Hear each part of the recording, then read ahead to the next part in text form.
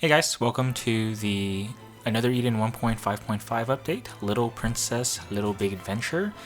It definitely seems like Right Flyer Studio is amping up the release updates since they've essentially combined two different updates from the Japanese version into one, which is great because they want to catch up the global version with the Japanese version, but at the same time, I feel for you guys playing global because you guys don't have nearly enough time to save up Chronos for all these new characters being pumped out.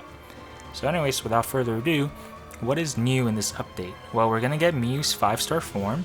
Felmina and Bertrand are added to the dreams. There's a new side story, a new another dungeon, and new equipments added to the game.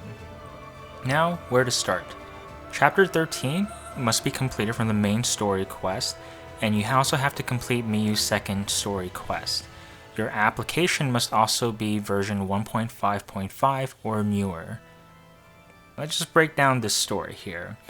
There's 6 chapters total, and every time you complete a chapter, 22 hours of real time have to go by before you can proceed to the next chapter. In each of these chapters, when you're running around in the Forest of Forgetfulness, you are trying to collect uninspiring axes, which you drop in the springs to collect rewards.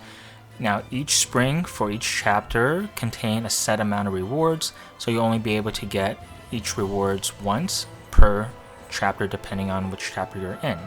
There's going to be 20 axes total, with 9 from the story, while the other 11 are from farming the Forest of Forgetfulness very hard, and you get one every 4th run, which will require you to run 45 runs total.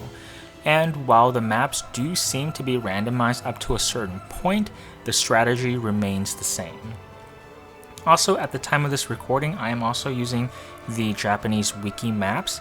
Just know that for the most part, you can just read where it says start, and then A will link to A, B will link to B, C will link to C, etc. The orange big mushrooms indicate a sort of mini-boss that you must interact with to fight, and the mini-bosses are generally pretty easy. I believe that this side story, the first chapter is like level 30, and then it goes up to maybe around 40s to 50s. So overall, it's pretty simple. And you will want to go to the golden mushrooms, because the golden mushrooms will yield a map fragment that will unlock a new part of the map later on when you progress through each map. And I've also provided images of the map piece locations here. I'll show you guys chapter 1.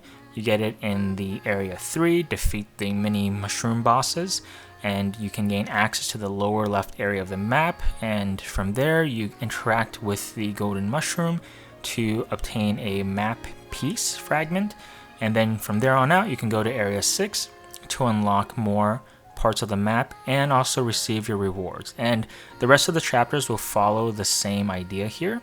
So in chapters 2 and 3, I have it here in the video for you guys to see, and I'm going to shuffle through each one for 4, 5, and 6.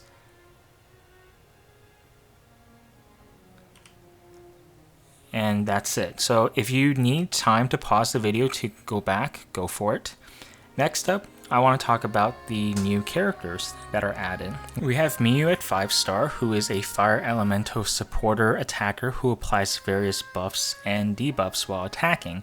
Some of her notable skills are Princess Bloom, which is a decent mix between offense and defense. While the multi-hit allows for AF building, it also protects the party from enemies that use wind element attacks, which could come in handy for specific bosses. We also have Little Stars, which is a further upgrade from her 4-star skills, adding an extra 5% type resistance to the debuff for more possible damage to a group of enemies. And you have Rune Blade, which is another solid support skill that can work particularly well against bosses that use intelligence-based attacks. Her Valor Chant, which is a type resistance of all party members up by 35%, is a simple yet effective buff that will mitigate any incoming intellect-based or elemental damage at times. Next, we have Bertrand, who is a Earth Elemental physical tank. His ability to provoke multiple enemies combined with his self-buffing skill makes him an extremely reliable tanking unit. Like all the Spirit units, Bertrand has impressive endurance, allowing him to absorb a lot of physical hits even more effectively. And some of his noticeable skills are Ironclad, which is a overwhelmingly powerful self-buff that highlights Bertrand as one of the tankiest units in the game, since it increases the physical resistance of the user by 70% for 3 turns. Decoy Lance, which is a low mana cost move. Even with his low mana pool, he's still able to inflict rage on enemies over and over again, ensuring that your team is protected.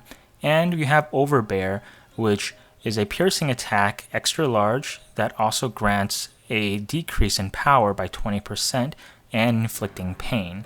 So this is also great for the power down provided by Overbear stacks with his physical defense up skills and Valor Chant further reducing incoming damage. His Valor Chant, which is a physical resistance of all party members up by 30% for 1 turn, and inflicts rage on all enemies, which is great since he is guaranteed 100% accuracy due to it being a Valor Chant, and it essentially seals him as one of the best tanks in the game. Next, we have Felmina. She's a wind elemental attacker who is well known for her single target multi-hit attacks.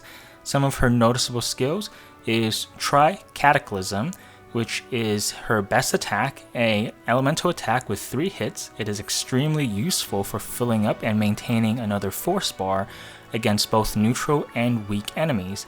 And as it's a single target hit, it has a huge nuke power, which is further emphasized when combined with pain or poison. You also have Licorice Blossom, which the power boost of the skill can be useful for setting up right before another force, especially since it lasts for 2 turns and the poison further enhances her damage with Cataclysm. Another skill she has, Accelerator, is a nice self buff for a speed boost right before another force. Although Felmina isn't particularly tanky in endurance, the physical resistance is a nice addition. And finally, you have Skyward Shock, which is a low mana attack that could be used against horrors or single enemies that can be stunned. And her Valor Chant decreases the speed of all enemies by 20% and blunt resistance by minus 25%. So overall, she's a very solid wind attack unit.